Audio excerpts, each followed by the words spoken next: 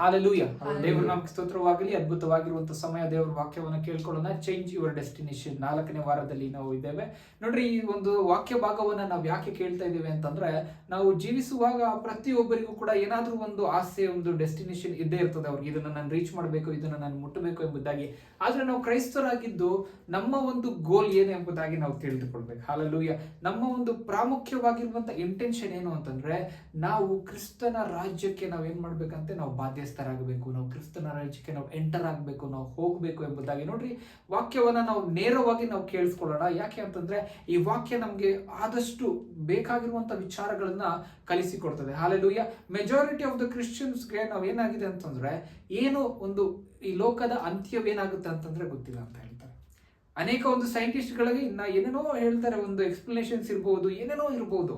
ಆದ್ರೆ ನಾವು ಕ್ರೈಸ್ತರಾಗಿದ್ದು ಸತ್ಯವೇದದಲ್ಲಿ ಅಂತ್ಯವನ್ನ ತಿಳಿಸ್ತಾ ಇರೋದು ಕುರಿತಾಗಿ ನಾವು ಕಲಿತಾ ಇದ್ದೇವೆ. ಹಾಲೆಲೂಯ. ನಾವು ಓಪನ್ ಮಾಡ್ಕೊಳ್ಳೋಣ ದಾನಿಯೇಲನ ಒಂದು ಪ್ರವಾದನೆ ಗ್ರಂಥ 12ನೇ ಅಧ್ಯಾಯ.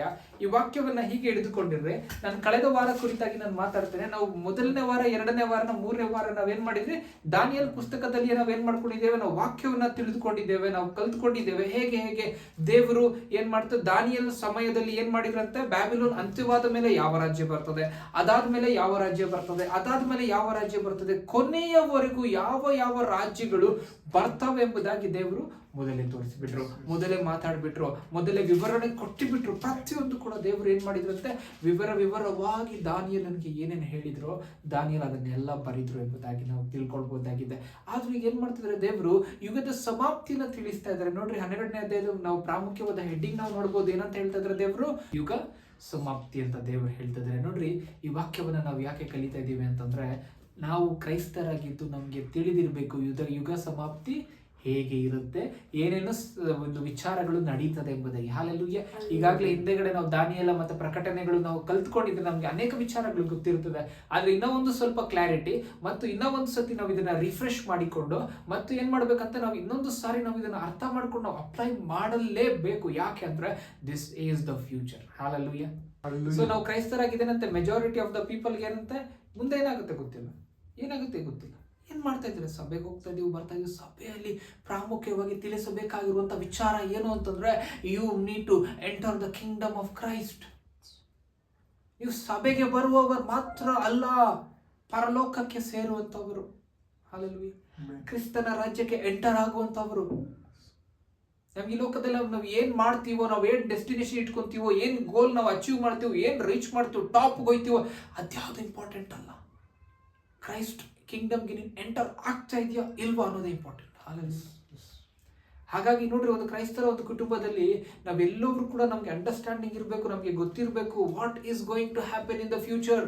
ಏನು ನಡೀತದೆ, ಏನೇನು ಸಂಭವಿಸ್ತದೆ, ಏನೇನು ಕಾರ್ಯಗಳು ಬರ್ತದೆ, ಏನೇನು ವಿಚಾರಗಳು ನಡೀತಾ ಇದೆ, ಏನ್ ಮುಂದೆ ಏನಾಗ್ತದೆ, ನಾವು ಹೇಗೆ ನಮ್ಮನ್ನ ಕಾಪಾಡ್ಕೊಳ್ಬೇಕು, ಹೇಗೆ ನಾವು ಎಚ್ಚರಿಕೆ ಆಗಿರ್ಬೇಕು, ನಾನು ಏನೇನ್ ಮಾಡ್ಬೇಕು ಅಂತ ನಾವು ತಿಳ್ಕೊಂಡಿರ್ಬೇಕು. ಹಾಲೆಲೂಯ.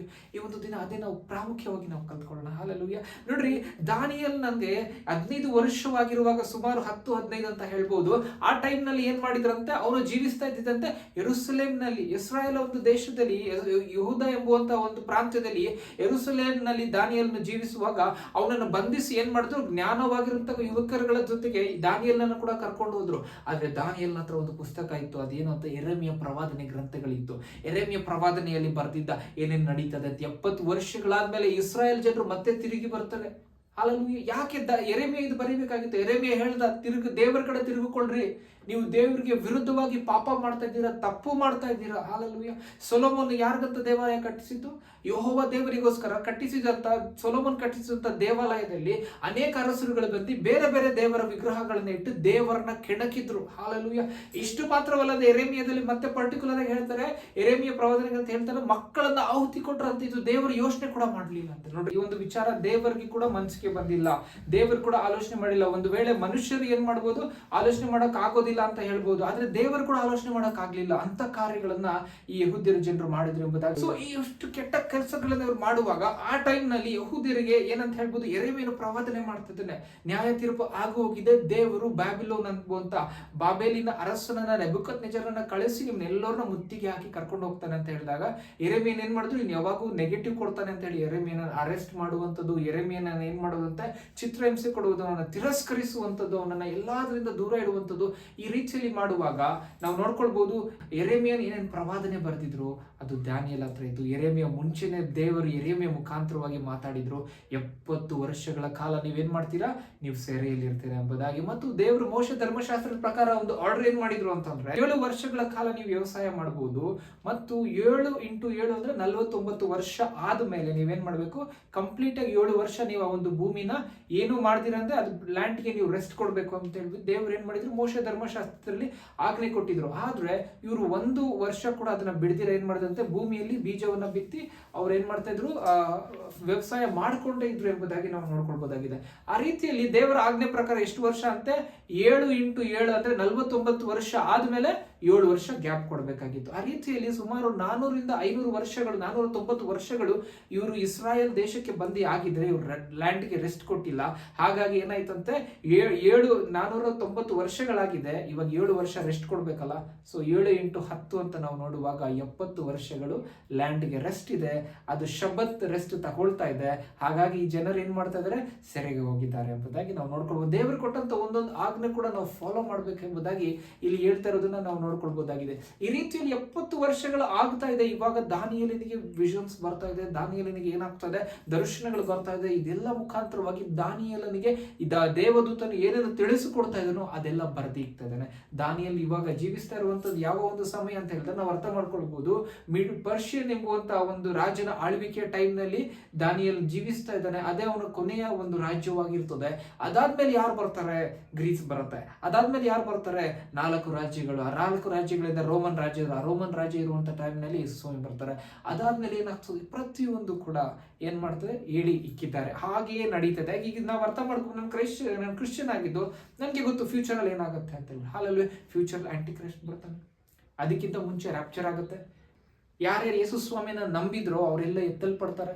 ಯಾರ್ಯಾರು ಯೇಸು ಸ್ವಾಮಿಯಲ್ಲಿ ನಂಬಿಕೆ ಇಟ್ಟು ಯೇಸು ಸ್ವಾಮಿನ ಕರ್ತನಂತ ಅಂಗೀಕಾರ ಮಾಡಿ ಸತ್ತು ಹೋಗಿದ್ದಾರೋ ಅವರೆಲ್ಲ ಜೀವಂತವಾಗಿ ಎದ್ದು ದೇವರೊಟ್ಟಿಗೆ ಹೋಗ್ತಾರೆ. ಹಾಲೆಲೂಯ. ಮತ್ತೆ ಯೇಸು ಸ್ವಾಮಿ 1000 ವರ್ಷಗಳ ಕಾಲ ಈ ಭೂಮಿ ಮೇಲೆ ಆಳ್ವಿಕೆ ಮಾಡ್ತಾರೆ. ಇದೊಂದು ಸ್ವಲ್ಪ ಟೈಮ್ ಲೈನ್ ಕ್ಲೀನ್ ಆಗಿ ಅರ್ಥ ಮಾಡ್ಕೊಂಡು ನಾವು ನೋಡೋಣ. ಹಾಲೆಲೂಯ. ಒಂದೊಂದೇ ವಾಕ್ಯವನ್ನ ನಾವು ಓದ್ಕೊಳ್ಳೋಣ. 12ನೇ ಅಧ್ಯಾಯ, ದಾನಿಯೇಲನ ಪ್ರವಾದನೆ ಗ್ರಂಥ 12ನೇ ಅಧ್ಯಾಯ 1ನೇ ವಚನದಿಂದ ನಾವು ಓದೋಣ. ನಿನ್ನ ಜನರ ಪಕ್ಷವನ್ನು ಹಿಡಿದಿರುವ ಮಹಾಪಾಲಕನಾದ ಮೀಕಾಯೇಲನು ಆ ಕಾಲದಲ್ಲಿ ಏಳುವನು. ಮೊಟ್ಟ ಮೊದಲು ಜನಾಂಗವು ಉಂಟಾದದಿಂದ ಅಂದಿನವರೆಗೆ ಸಂಭವಿಸಿದಂತ ಸಂಕಟವು ಸಂಭವಿಸುವುದು. ಆಗ ನಿನ್ನ ಜನರೊಳಗೆ ಯಾರ ಹೆಸರುಗಳು ಜೀವ ಪಾತ್ರೆ ಪಟ್ಟಿಯಲ್ಲಿ ಸಿಕ್ಕುವವೋ ಅವರೆಲ್ಲರೂ ರಕ್ಷಿಸಲ್ಪಡುವರು. ಹಾಲೆಲೂಯ. ನೋಡ್ರಿ ಇಲ್ಲೇನಂತೆ, ಮೀಕಾಯೇಲನ ಕಾಲದಲ್ಲಿ ಎದ್ದು ಏನ್ ಮಾಡ್ತಾನಂತೆ, ಮೊಟ್ಟ ಮೊದಲು ಇಂದಿನವರೆಗೂ ಕೂಡ ಲೋಕ ಉತ್ಪತ್ತಿ ಆಗಿದ್ದಾಗಿಂದ ಇವಾಗವರೆಗೂ ಕೂಡ ಅಷ್ಟು ಸಂಕಷ್ಟ ಆಗಿದ್ದಿಲ್ಲ. ಆದ್ರೆ ಅಂತ ಸಂಕಷ್ಟಗಳು ಆ ಕಾಲದಲ್ಲಿ ನಡೀತಾ ಇದ್ದಂತೆ. ಯಾವ ಕಾಲ ಅದು ಆಂಟಿ ಕ್ರೈಸ್ಟ್ ರೂಲ್ ಮಾಡ್ತಾ ಇರುವಂತ ಒಂದು ಸಮಯ. ಹಾಲೆಲೂಯ. 2 ಭಾಗಗಳನ್ನಾಗಿ ದೇವರು ಆ ಒಂದು ಸಮಯವನ್ನ ಮಾಡ್ತಾರೆ. ನಾವು ನೋಡಿದ್ರಿ 69 ವೀಕ್ಸ್ ಆಗಿದೆ, 1 ವೀಕ್ ಪೆಂಡಿಂಗ್ ಇದೆ. ಆ ವೀಕೆ ಆಂಟಿ ಕ್ರೈಸ್ಟ್ ವೀಕ್, ರೂಲ್ ಮಾಡುವಂತ ವೀಕ್. ಹಾಲೆಲೂಯ. ಅದರಲ್ಲಿ ದೇವರು 2 ಭಾಗಗಳನ್ನ ಮಾಡ್ತಾರೆ. ಮೊದಲನೇದು ಸಂಕಟ ಕಾಲ, ಎರಡನೇದು ಮಹಾ ಸಂಕಟ ಕಾಲ. ಹಾಲೆಲೂಯ. ಇಲ್ಲಿಯೇ ನಾವು ನೋಡ್ಕೊಳ್ಬಹುದು ಏನೇನು ವಿಚಾರಗಳು ಈ ಭೂಮಿ ಮೇಲೆ ನಡೀತದೆ, ಎಷ್ಟು ಒಂದು ಕ್ರೂರವಾಗಿರ್ತಕ್ಕಂಥ ದಿನಗಳು ಬರ್ತದೆ ಎಂಬುದಾಗಿ ನಾವು ಅರ್ಥ ಮಾಡ್ಕೊಳ್ಬೇಕು. ಹಾಲೆಲೂಯ. ಆ ದಾನಿಯೇಲನ ಕಡೆ 70ನೇ ವಾರದಲ್ಲಿ ಈ ಭೂಮಿಯ ಮೇಲೆ ಒಂದೇ ಒಂದು ಕ್ರಿಸ್ತನನ್ನ ನಂಬುವಂತ ವ್ಯಕ್ತಿ ಇರುವುದಿಲ್ಲ. ಅವರೆಲ್ಲರೂ ಎತ್ತಲ್ಪಡ್ತಾರೆ, ಯಾರು ಸಿಕ್ಕೋದಿಲ್ಲ. ಯಾಕೆ ಅಂತಂದ್ರೆ ಆ ಒಂದು ಸಮಯ ಯಾಕೋಬನಿಗೆ ಕಷ್ಟ ಕಾಡುವಂತ ಸಮಯ. ಯಾಕೋಬ ಅಂತಂದ್ರೆ ಇಸ್ರಾಯೇಲ್ ಜನರಿಗೆ ಆ ಒಂದು ವೇದನೆ ಉಂಟಾಗುವಂತ ಸಮಯ. ಯಾಕೆ ಅಂತಂದ್ರೆ ಬರ್ಬೇಕಾಗಿರುವಂತ ಕ್ರಿಸ್ತನನ್ನ ಅವ್ರು ನೋಡ್ಲಿಲ್ಲ, ಯೇಸು ಸ್ವಾಮಿಯನ್ನ ಮೆಸ್ಸಿಯನನ್ನ ನೋಡ್ಲಿಲ್ಲ. ಅವರು ತಿರಸ್ಕರಿಸಿದ್ರು ಆತನನ್ನ. ಹಾಗಾಗಿ ಅವ್ರು ಏನ್ ಮಾಡ್ತಾರೆ, ಈ ಸಂಕಟದ ಕಾಲದಲ್ಲಿ ಸಿಕ್ಕ ಯಾಕೋಬನ ವೇದನೆ ಎಂಬುದಾಗಿ ನಾವು ನೋಡ್ಕೊಳ್ಬಹುದು. ಆದ್ರೂ ಕೂಡ ದೇವರು ಇಸ್ರಾಯೇಲ್ನ ರಕ್ಷಿಸ್ತಾರೆ. ಹಾಲೆಲೂಯ. ಇಸ್ರಾಯೇಲ್ ನಲ್ಲಿ ಅನೇಕ ಜನರಿಗೆ ಆ ಒಂದು ಏನಂತ ಹೇಳಿ ಒಂದು ರೆವಲ್ಯೂಷನ್ ಸಿಗ್ತದೆ, ಒಂದು ಪ್ರಕಟಣೆ ಸಿಗ್ತದೆ. ಹೌದಲ್ವಾ, ನಿಜವಾಗ್ಲೂ ಇದೆಲ್ಲ ಆಲ್ರೆಡಿ ಬರ್ತಿದೆ. ಇದೆಲ್ಲ ಪರ್ಟಿಕ್ಯುಲರ್ ಆಗಿ ಇಂಚ್ ಬೈ ಇಂಚ್ ಒಂದೊಂದು ಕೂಡ ಹೇಳಿದ್ರು ಕೂಡ ಈ ಲೋಕದ ಜನರು ನೋಡ್ಲಿಲ್ಲ. ಹಾಲೆಲೂಯ. ಇದನ್ನ ನಾವು ಕ್ರೈಸ್ತರಾಗಿ ವಾಕ್ಯವನ್ನು ನಾವು ಕೇಳ್ತಾ ಇದ್ವಿ ಅಂತ ನಾವು ಧನ್ಯರು. ನಮ್ಗೆ ಇಂಚ್ ಬೈ ಇಂಚ್ ಪ್ರತಿಯೊಂದು ಕೂಡ ಇಲ್ಲಿ ಹೇಳಿರೋ ಪ್ರಕಾರ ಡೀಟೇಲ್ ಆಗಿ ನಡೀತಾ ಇದೆ ಭೂಮಿ ಮೇಲೆ. ಹಾಲೆಲೂಯ. ಒಂದೊಂದು ಹಂತವಾಗಿ ನಾವು ನೋಡ್ಕೊಳ್ಳೋಣ. ನೋಡ್ರಿ, ಮೊದಲನೇ ನಡೆಯುವಂತ ಸಂಗತಿ ನಾವು ನೋಡ್ಕೊಳ್ಳೋಣ. 1ನೇ ಥೆಸಲೋನಿಕದವರಿಗೆ 4ನೇ ಅಧ್ಯಾಯ 16ನೇ ವಚನವನ್ನ ಓದ್ಕೊಳ್ಳೋಣ. ಪ್ರಧಾನ ದೂತನ ಶಬ್ದದೊಡನೆ ದೇವರ ತುತ್ತೂರಿ ಧ್ವನಿಯೊಡನೆಯೂ ಆಕಾಶದಿಂದ ಇಳಿದು ಬರುವನು. ಆಗ ಕ್ರಿಸ್ತನಲ್ಲಿರುವ ಸತ್ತವರು ಮೊದಲು ಎದ್ದು ಬರುವರು, ಆಮೇಲೆ ಜೀವದಿಂದಿರುವ ನಾವು ಅಂತರಿಕ್ಷದಲ್ಲಿ ಕರ್ತನನ್ನು ಎದುರುಗೊಳ್ಳುವುದಕ್ಕಾಗಿ ಅವರ ಸಂಗಡಲಿ ಮೇಘ ವಾಹನರಾಗಿ ಪಕ್ಕನೆ ಒಯ್ಯಲ್ಪಡುವೆವು. ಹೀಗಾಗಿ ನಾವು ಸದಾಕಾಲೂ ಕರ್ತನ ಜೊತೆಯಲ್ಲಿರುವೆವು. ಆದ ಕಾರಣ ಈ ಮಾತುಗಳಿಂದ ಒಬ್ಬರಿಗೊಬ್ಬರು ಸಂತೈಸಿರಿ. Amen, hallelujah. ನಾವು ಈ ಮಾತುಗಳು ಅಂತಂದ್ರೆ ಈ ಒಂದು ಏನಕ್ಕೆ ಈ ಮಾತು ಅಂತಂದ್ರೆ this is what it is going to happen in the future. Hallelujah. ಇದೇ ಒಂದು ಮುಂದೆ ನಡೆಯುವಂತ ಫ್ಯೂಚರ್, ಇದೇ ನಮ್ಮ ಡೆಸ್ಟಿನೇಷನ್. ಒಂದು ಕ್ರೈಸ್ತನಿಗೆ ಒಂದು ಕೊನೆ ಅಂತಂದ್ರೆ ಇದೆ. ಹಲ್ಲೆಲೂಯಾ. ನೀನು ನಿಜವಾಗ್ಲೂ ಯೇಸು ಸ್ವಾಮಿನ ನಂಬಿಕೆಯಿಂದ ಈ ಲೋಕದಲ್ಲಿ ಇದ್ದೆ ಅಂತಂದ್ರೆ ತುತ್ತಿರಿ ಓದಿದ ತಕ್ಷಣ ನೆಕ್ಸ್ಟ್ ಒಂದು ಸ್ಟೆಪ್ ಇಡಕ್ಕಾಗಲ್ಲ, ಡೈರೆಕ್ಟ್ ರ್ಯಾಪ್ಚರ್. ಹಲ್ಲೆಲೂಯಾ. ಅವಾಗ ನೆಕ್ಸ್ಟ್ ನಮ್ಮ ಫೇವ್ರೆಟ್ ರೆಸ್ಟೋರೆಂಟ್ಗೆ ಹೋಗಕ್ಕಾಗಲ್ಲ, ಫೇವ್ರೆಟ್ ಪ್ಲೇಸ್ಗೆ ಹೋಗಕ್ಕಾಗಲ್ಲ, ಎಲ್ಲೂ ಹೋಗಕ್ಕಾಗಲ್ಲ, direct heaven. That will be our most excited place to be. Hallelujah. ಹಾಗಾಗಿ ನಾವು ಅರ್ಥ ಮಾಡ್ಕೊಳ್ಳೋಣ. ಅದಕ್ಕೆ ಈ ಲೋಕದ ಇವು ನಾಳೆ ಏನಾಗುತ್ತೆ, ನನ್ಗೆ ಈ ತರ ಕಷ್ಟ ಇದೆ, ನನ್ಗೆ ಅದಿದೆ, ನನ್ಗೆ ಯಾವುದರಲ್ಲೂ ಕುರುಗಿ ಬಿಡ್ರಿ. ಈ ಒಂದು ಮಾತಿನಿಂದ ಒಬ್ರಿಗೊಬ್ರು ಸಂತೈಸ್ರಿ. ಹಲ್ಲೆಲೂಯಾ. ಒಬ್ರಿಗೊಬ್ರು ಎನ್ಕರೇಜ್ ಮಾಡ್ರಿ. ಏನೇ ಆದ್ರೂ ಏನಂತೆ ತುತ್ತರಿ ಬಂದಿದ ತಕ್ಷಣ we are going to leave this place. Hallelujah. ನಾವು ಕ್ರೈಸ್ತರಾಗಿದ್ದು ಕ್ಲೀನಾಗಿ ನಾವು ಅರ್ಥ ಮಾಡ್ಕೊಳ್ಳೋಣ. ನೋಡ್ರಿ ಏನಂತ ಹೇಳ್ಬಿಟ್ಟಂದ್ರೆ, ಮೊದಲನೇದಾಗಿ ಏನಂತೆ, ಪ್ರಧಾನ ದೇವದೂತನು ಏನ್ ಮಾಡ್ತಾನಂತೆ, ದೊಡ್ಡ ಶಬ್ದದಿಂದ ತುತ್ತೂರಿಯನ್ನ ಊದಿದಾಗ ಏನಂತೆ, ಆಕಾಶದಿಂದ ದೇವರು ಇಳಿದು ಬರ್ತಾರೆ. ಹಲ್ಲೆಲೂಯಾ. ಮತ್ತೇನಂತ, ಆಗ ಕ್ರಿಸ್ತನಲ್ಲಿರುವ ಸತ್ತವರು ಮೊದಲು ಎದ್ದು ಬರುವರು ಅಂತ. ಅಂದ್ರೆ ಕ್ರಿಸ್ತನಲ್ಲಿ ನಿದ್ರೆ ಹೋಗಿದ್ದಾರೆ ಯಾರ್ಯಾರು ಇರ್ಬೋದು. ಜನರು ಯೇಸು ಸ್ವಾಮಿನ ನಂಬಿಕೆಯಿಂದ ಏನ್ ಮಾಡ್ತಾರೆ, ದೇವರು ಕರ್ತನು ಅಂತ ಅಂಗೀಕಾರ ಮಾಡಿರ್ತಾರೆ, ಅಂತವ್ರೆಲ್ಲ ಮೊದಲು ಎತ್ತಲ್ಪಡ್ತಾರೆ. ಹಲ್ಲೆಲೂಯಾ. ಅವ್ರು ಆಲ್ರೆಡಿ ನಿದ್ರೆಯಲ್ಲಿದ್ದಾರೆ, ಅವ್ರು ಎತ್ತಲ್ಪಡ್ತಾರೆ. ಆಮೇಲೆ ಬದುಕು ಇರುವವರ ನಾವು, ಅಂದ್ರೆ ಪೌಲ್ ಹೇಳ್ತಾ ಇದ್ರೆ, ಪೌಲ್ ಆ ಟೈಮ್ನಲ್ಲಿ ಬದುಕಿದ್ರು, ಅದಕ್ಕಾಗಿ ಅವ್ರು ಹೇಳ್ತಾರೆ ಬದುಕು ಇರುವವರ ನಾವು. ಹಾಗೆ ಇವಾಗ ಪೌಲ್ ನಿದ್ರೆ ಹೋಗಿದ್ದಾರೆ, ನಾವು ಬದುಕಿದ್ದೇವೆ. ಅಂದ್ರೆ ಈ ವಾಕ್ಯ ನಮ್ಗೆ. ಈಗ ಪಾಲ್ ಮೊದಲೇ ಎದ್ದೇಳ್ತಾರೆ, ನಾವ್ ಎದ್ದೇಳ್ತೀವಿ. ಇವಾಗ ನಾವು ನಿದ್ರೆ ಹೋದ್ರೆ ನಾವು ಮೊದಲೇ ಎದ್ದೇಳ್ತೀವಿ. ಈ ವಾಕ್ಯ ಮುದ್ದೆ ಯಾರು ಹೋಗ್ತಾರೆ, ಅವರು ಮತ್ತೆ ಸೆಕೆಂಡ್ ಅವ್ರು ಎದ್ದೇಳ್ತಾರೆ, ನಾವೆಲ್ಲರೂ ಕೂಡ ಹೋಗ್ತೇವಂತೆ. ಮೊದಲನೇ ನಡೆಯುವಂತ ಕಾರ್ಯ ಏನು ಅಂತಂದ್ರೆ, 70ನೇ ವಾರ ಈ ದಾನಿಯಲ್ಲಿ ಶುರುವಾಗೋದಕ್ಕಿಂತ ಮುಂಚೆ ದೇವದೂತನ ತುತ್ತೂರಿ ಉತ್ತಾನೆ ನಮ್ಮನ್ನೆಲ್ಲ ಏನ್ ಮಾಡ್ತೀವಿ, ನಾವೆಲ್ಲ ರ್ಯಾಪ್ಚರ್ ಆಗಿ ದೇವರ ಒಟ್ಟಿಗೆ ಇರ್ತೀವಿ. ನಾನು ಹೇಳಿದೆ, ತುತ್ತೂರಿಯ ಹಬ್ಬ 7 ಹಬ್ಬಗಳನ್ನ ನಾವು ನೋಡಿಕೊಂಡ್ರಿ. ನೋಡ್ರಿ 7 ಹಬ್ಬಗಳನ್ನ ನಾವು ನೋಡ್ಕೊಂಡ್ರಿ. ಮೊದಲನೇ ವಾರದಲ್ಲಿ ಇಸ್ರಾಯೇಲರ ಜನರು, ಯಹೂದ್ಯರ ಜನರು ಆಚರಿಸುವ 7 ಹಬ್ಬಗಳಲ್ಲಿ ಎಷ್ಟು ಹಬ್ಬಗಳಾಗಿದೆ ಅಂತೆ, 4 ಹಬ್ಬಗಳಾಗಿದೆ. ಮೊದಲನೇದು ಯಾವ್ದಂತ ಹೇಳ್ಬೋದು, ಪಸ್ಕ ಹಬ್ಬ. ಯೇಸು ಸ್ವಾಮಿನೇ ಪಸ್ಕದ ಕುರಿ ಎಂಬುದಾಗಿ ಯೇಸು ಸ್ವಾಮಿ ತನ್ನ ಪ್ರಾಣವನ್ನ ಶಿಲುಬೆ ಮೇಲೆ ಕೊಡ್ತಾ ಇರೋದ್ರಿಂದ ಪಸ್ಕ ಹಬ್ಬದ ಒಂದು ಹಬ್ಬ ಆಯ್ತು. ಎರಡನೇ ಹಬ್ಬ ಯಾವ್ದಂತೆ, ಹುಳಿಯಿಲ್ಲದ ರೊಟ್ಟಿ. ಯೇಸು ಸ್ವಾಮಿ ತನ್ನ ದೇಹವನ್ನೇ ಕೊಡ್ತಾ ಇರುವಾಗ ಅದನ್ನ ಏನಂತೆ, ಹುಳಿಯಿಲ್ಲದ ರೊಟ್ಟಿಯನ್ನ ತಿಂದು ಅವರು 7 ದಿನಗಳ ಕಾಲ ಆಚರಣೆ ಮಾಡಬೇಕಾಗಿತ್ತು, ಎರಡನೇ ಹಬ್ಬ. ಮತ್ತು ಮೂರನೇ ಹಬ್ಬ ಯಾವ್ದಂತೆ, ಫಸ್ಟ್ ಫ್ರೂಟ್ಸ್. ಫಸ್ಟ್ ಫ್ರೂಟ್ ಅಂತಂದ್ರೆ ಯೇಸು ಸ್ವಾಮಿ ಸತ್ತವರೊಳಗಿಂದ ಮೊದಲು ಎದ್ದು ಬಂದಿದ್ದು, ದೇವರಿಗೆ ಆತನು ಸ್ವಂತ ಆದ್ರು.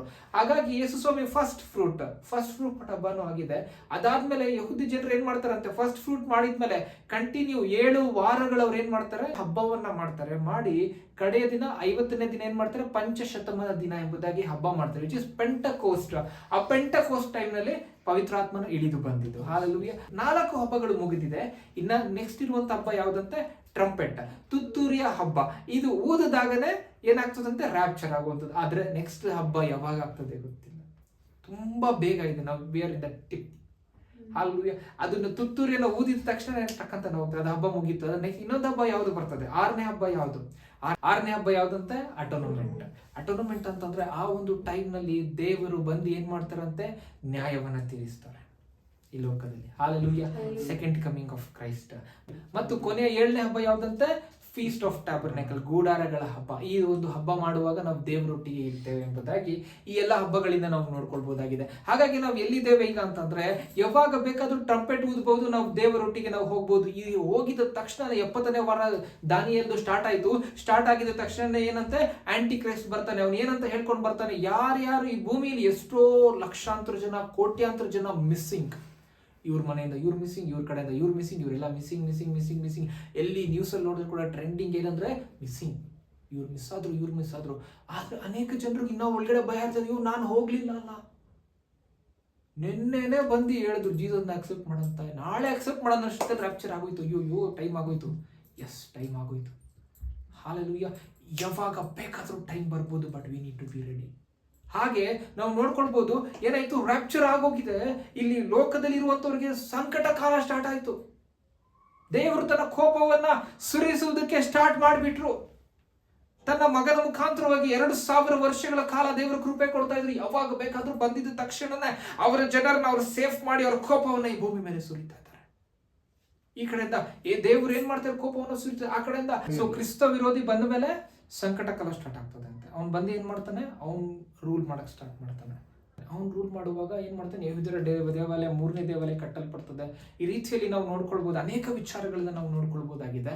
ಆದರೆ ಏನಂತ ಹೇಳ್ಬಿಟ್ಟು ಅಲ್ಲಿ ವಾಕ್ಯ ಹೇಳ್ತದೆ, ನಾವು ಏನು ನೋಡ್ಕೊಂಡ್ರಿ, ದಾನಿಯೇಲ 12:1 ಭೂಲೋಕವನ್ನು ಉಂಟು ಮಾಡಿದಾಗಿಂದ ಇವಾಗವರೆಗೂ ಕೂಡ ಅಂತ ಮಹಾಸಂಕಟ ಕಾಲ ಉಂಟಾಗಿಲ್ಲ, ಅಂತ ಮಹಾಸಂಕಟ ಕಾಲ ಉಂಟಾಗುವಂಥ ಸಮಯ ಅಂತೆ. ಭೂಕಂಪಗಳಾಗ್ತಾ ಇರುತ್ತೆ, ಎಲ್ಲ ಕಡೆ ಆಗ್ತಾ ಇರುತ್ತೆ. ಆದರೆ ಯಾರು ದೇವರ ಮಕ್ಕಳು ಇರೋದಿಲ್ಲ. ಹಾಲೆಲೂಯ.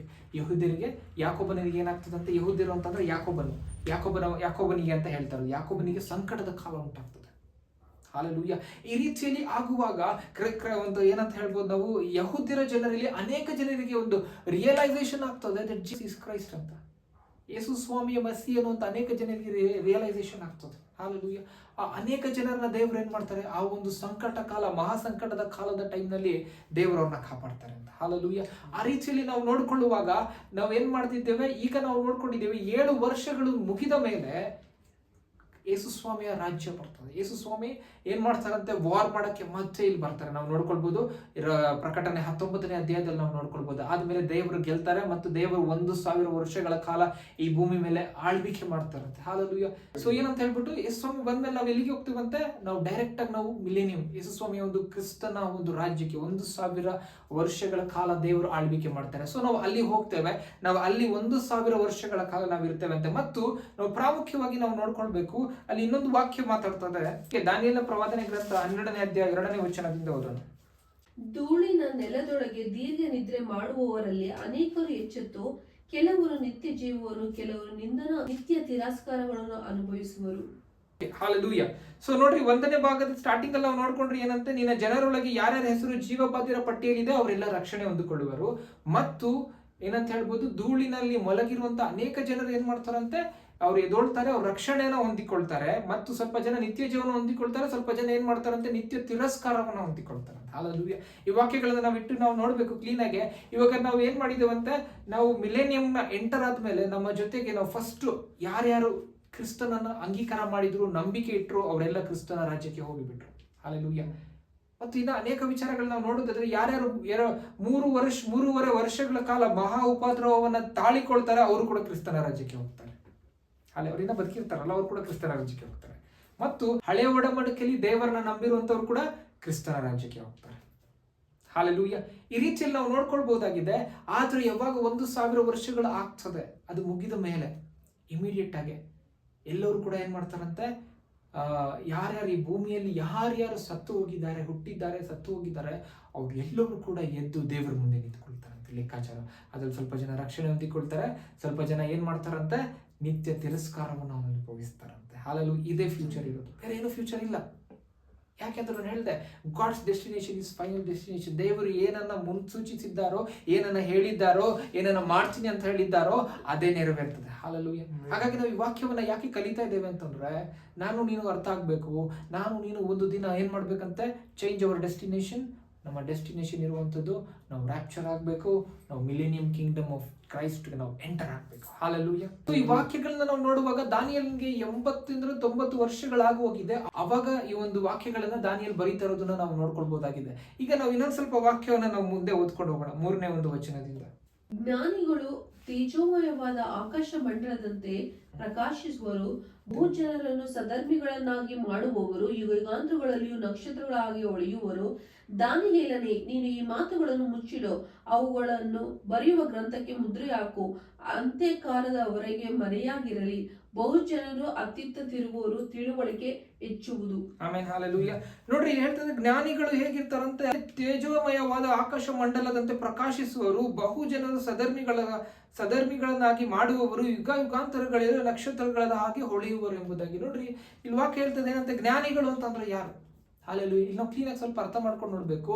ಯಾವ ಒಂದು ಟೈಮ್, ಟ್ರಿಬುಲೇಷನ್ ಟೈಮ್ ನಲ್ಲಿ ಜ್ಞಾನಿಗಳು ಅಂತಂದ್ರೆ ಯಾರು ದೇವರ ವಾಕ್ಯವನ್ನ ಹೇಳ್ತಾ ಇದ್ದಾರೆ, ಹಾಲೆಲೂಯ, ಯಾರು ತಿಳ್ಕೊಂಡಿದ್ದಾರೆ, ಯಾರ ವಾಕ್ಯವನ್ನ ತಿಳಿಸ್ತಾ ಇದ್ದಾರೆ, ಅವರು ಆಕಾಶದ ಚಂದ್ರನ ನಕ್ಷತ್ರ ಮಂಡಲಗಳಂತ ಇರ್ತಾರೆ, ನಕ್ಷತ್ರ ತರ ಇರ್ತಾರೆ ಅವರು. ಮತ್ತು ಇಲ್ಲೇನಂತ ಹೇಳ್ಬೋದು, ಬಹುಜನರನ್ನು ಸಧರ್ಮಿಗಳನ್ನಾಗಿ ಮಾಡುವವರು, ಯುಗಾಂತರಗಳಲ್ಲಿ ನಕ್ಷತ್ರಗಳ ಹಾಗೆ ಹೊಳೆಯುವರಂತೆ. ಬಹುಜನರು ಅಂತಂದ್ರೆ ಅನೇಕ ಜನರನ್ನೇ, ಸಧರ್ಮಿ ಅಂತಂದ್ರೆ ಏನು, ಒಳ್ಳೆ ಜನರನ್ನಾಗಿ ಮಾಡುವವರು ಯುಗಾಂತರಗಳಲ್ಲಿ ಕೂಡ ಹೇಗಿರ್ತಾರಂತೆ, ನಕ್ಷತ್ರಗಳ ಹಾಗೆ ಹೊಳೆಯುತ್ತಾರೆ. ಹಾಲೆಲೂಯ. ದೇವರು ಅವ್ರ ನಕ್ಷತ್ರ ಹಾಗೆ ಮಾಡ್ತಾರೆ. ಅನೇಕ ಜನರು ಬರ್ತಾರೆ, ನಾವು ಅನ್ಕೊಳ್ಬೋದು ಆಂಟಿ ಕ್ರೈಸ್ಟ್ ಟೈಮ್ನಲ್ಲಿ ರಿಲಿಜಿಯಸ್ ಇರಲ್ಲ ಅಂತ ಹೇಳ್ಬಿಟ್ಟು. ಆಂಟಿ ಕ್ರೈಸ್ಟ್ ಟೈಮ್ನಲ್ಲಿ ದೇವರ ಬಗ್ಗೆ ಪ್ರೀಚ್ ಮಾಡೋದಕ್ಕಾಗಿ ಅನೇಕ ಜನರು ಎದ್ದೇಳ್ತಾರಂತೆ. ಹಾಲೆಲೂಯ. ಅವರು ಎಂಥವ್ರು ಅಂತಂದ್ರೆ, ಅವರು ಆ ಟೈಮ್ನಲ್ಲಿ ಯಾರು ಪ್ರೀಚ್ ಮಾಡ್ತಾರೋ ಯಾವಾಗ ಬೇಕಾದ್ರೂ ಅವ್ರ ತಲೆಗಳು ಉರುಳ್ಬೋದು, ಯಾವಾಗ ಬೇಕಾದ್ರೂ ಅವ್ರು ಸಾಯ್ಬೋದು. ಅಲ್ಲಿ ಕಂಪ್ಲೀಟ್ ಆಗಿ ಅಲೋವ್ ಇರಲ್ಲ ಏನಾದ್ರೂ ಒಂದು ದೇವರ ವಿಚಾರ ಮಾತಾಡೋದಕ್ಕಾಗಿ. ಹಾಲೆಲೂಯ. ಅಲ್ಲಿ ಇರುವಂತದ್ದು ಒಂದೇ ಒಂದು ರಿಲಿಜಿಯನ್, ಅದು ಆಂಟಿ ಕ್ರೈಸ್ಟ್ ರೂಲ್ ಮಾಡುವಂತ ರಿಲಿಜಿಯನ್ ಆಗಿರ್ತದೆ. ಹಾಲೆಲೂಯ. ಹಾಗಾಗಿ ಬೇರೆ ಯಾವುದೇ ಧರ್ಮದ ಕುರಿತಾಗಿ ಮಾತಾಡಿದ್ರು ಕೂಡ ಶಿಕ್ಷೆ ಆಗ್ತದೆ, ಮರಣ ದಂಡನೆ, ಡೈರೆಕ್ಟ್ ಬ್ರೂಟಲಿ ಕಿಲ್ಡ್. ಹಾಲೆಲೂಯ. ಯಾವುದು ಕೂಡ ಯಾರು ಕ್ವಶನ್ ಮಾಡೋಕ್ಕಾಗಲ್ಲ, ಯಾರು ಅಗೇನ್ಸ್ಟ್ ನಿಂತ್ಕೊಳ್ಳೋಕ್ಕಾಗಲ್ಲ. ಆ ತರ ಟೈಮ್ನಲ್ಲಿ ನಿಂತ್ಕೊಳ್ಳುವವರು ಹೇಗಿರ್ತಾರಂತೆ, ನಕ್ಷತ್ರಗಳ ಹಾಗೆ ಯುಗ ಯುಗಾಂತರಗಳಲ್ಲೂ ಹೊಳಿತಾ ಇರ್ತಾರಂತೆ. ಹಾಲೆಲೂಯ. ಅದಕ್ಕೆ ದೇವರು ಅವ್ರಿಗೆ ಆ ಒಂದು ಸ್ಟೇಟ್ ಕೊಡ್ತಾ ಇದ್ದಾರೆ. ಹಾಲೆಲೂಯ. ಮತ್ತೆ ನಾವು ಇನ್ನು ಸ್ವಲ್ಪ ಕಂಟಿನ್ಯೂ ಮಾಡೋಣ. ದಾನಿಯೇಲಗೆ ದೇವರು ಹೇಳ್ತಾ ಈ ವಾಕ್ಯಗಳನ್ನ ಮುಚ್ಚಿಡು, ಮುದ್ರೆ ಹಾಕು, ಯಾಕಂದ್ರೆ ಇದು ನಡೆಯುವುದಕ್ಕೆ ಇನ್ನ ಟೈಮ್ ಇದೆ ಎಂಬುದಾಗಿ. ಹಾಲೆಲೂಯ. ಯಾವಾಗ ನಡೀತಾ ಇದೆ ಇದು? ಯೇಸು ಸ್ವಾಮಿ ಹುಟ್ಟುವುದಕ್ಕಿಂತ 600 ವರ್ಷಗಳ ಹಿಂದೆ ಇರುವಂತದನ್ನ ದೇವರು ಹೇಳ್ತಾ ಇನ್ನ ಟೈಮ್ ಇದೆ, ಮುದ್ರೆ ಹಾಕು ಅಂತ. ಹಾಲೆಲೂಯ. ಮತ್ತು ನಾವು ನೋಡ್ಕೊಳ್ಳುವಾಗ ಏನ್ ಹೇಳ್ತಾ ಇದಾರೆ ಅಂತಂದ್ರೆ, ಬಹುಜನರು ಏನಂತ ಅಂತ್ಯಕಾಲದವರೆಗೆ ಮರೆಯಾಗಲಿ, ಬಹುಜನರು ಅತ್ತಿತ್ತ ತಿರುಗುವರು, ತಿಳುವಳಿಕೆ ಹೆಚ್ಚುವುದು ಎಂಬುದಾಗಿ. ಹಾಲೆಲೂಯ. ಇವಾಗ ಅನೇಕ ಜನರು ತಿಳುವಳಿಕೆಗೋಸ್ಕರ ಓಡಾಡ್ತಾ ಇದಾರೆ, ಅನೇಕ ಸ್ಟಡೀಸ್ ಮಾಡ್ತಾ ಇದಾರೆ, ಅನೇಕ ವಿಚಾರಗಳನ್ನ ತಿಳ್ಕೊಳ್ಬೇಕು, ನಾನು ಅದು ಸ್ಟಡಿ ಮಾಡಬೇಕು, ಇದು ಸ್ಟಡಿ ಮಾಡಬೇಕು, ಏನಾದ್ರೂ ಒಂದು ಸೈನ್ಸ್ ಫ್ಯಾಕ್ಟ್ಗಳನ್ನ ನೋಡಿ ಅಮೇಜ್ ಆಗ್ತಾರೆ. ಯಾಕೆ ಬೈಬಲ್ ಇರುವಂತಹ ಹಿಸ್ಟ್ರಿಗಳನ್ನ ನೋಡಿ ಅಮೇಜ್ ಆಗಲ್ಲ? ಹಾಲೆಲೂಯ. ಎಲ್ಲವೂ ಪರ್ಟಿಕ್ಯುಲರ್ ಆಗಿ ಇಂಚ್ ಬೈ ಇಂಚ್ ಕರೆಕ್ಟ್ ಆಗಿ ಪ್ರಾಫೆಸಿ ಮಾಡಿರುವಂಥದ್ದು ಎಲ್ಲವೂ ನೆರವೇರ್ತದೆ. ಹಾಲೆಲೂಯ.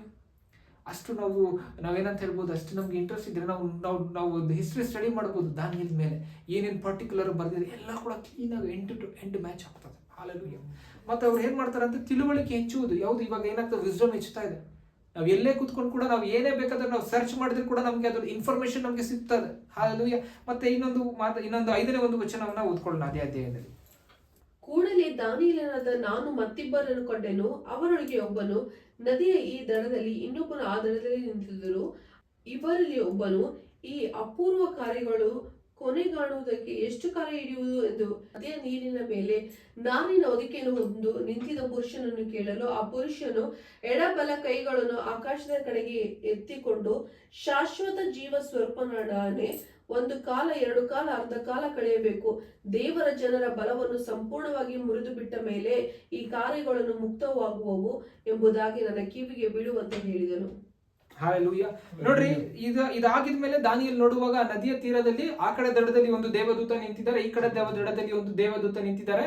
ಮತ್ತೆ ಈ ಒಂದು ದೇವದೂತ ಇನ್ನೊಂದು ದೇವದೂತರಿಗೆ ಕೇಳ್ತಾ ಇದ್ದಾರೆ, ಈ ಒಂದು ಅಪೂರ್ವವಾದ ಕಾಲಗಳು ಮುಗಿಯುವುದಕ್ಕೆ ಎಷ್ಟು ಸಮಯ ಬೇಕು ಅಂದ್ರೆ ಅವ್ರ ಕೈ ಎತ್ತಿ ಹೇಳ್ತಿದಾರಂತೆ, 1 ಕಾಲ 2 ಕಾಲ ಅರ್ಧ ಕಾಲ ಆಗಬೇಕು ಎಂಬುದಾಗಿ. ಹಾಲೆಲೂಯ.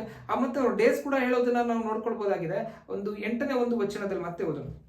ಆಗ ನಾನು ಎನ್ನೊಡೆಯನೇ, ಈ ಕಾರ್ಯಗಳು ಪರಿಣಾಮವೇನು ಎಂದು ಪ್ರಶ್ನೆ ಮಾಡಲು ಅವನು, ದಾನಿಯೇಲನೇ, ಈ ಮಾತುಗಳು ಅಂತ್ಯಕಾಲದವರೆಗೆ ಮುಚ್ಚಲ್ಪಟ್ಟು ಮುಂಚಿತವಾಗಿಯೂ ಹೋಗು.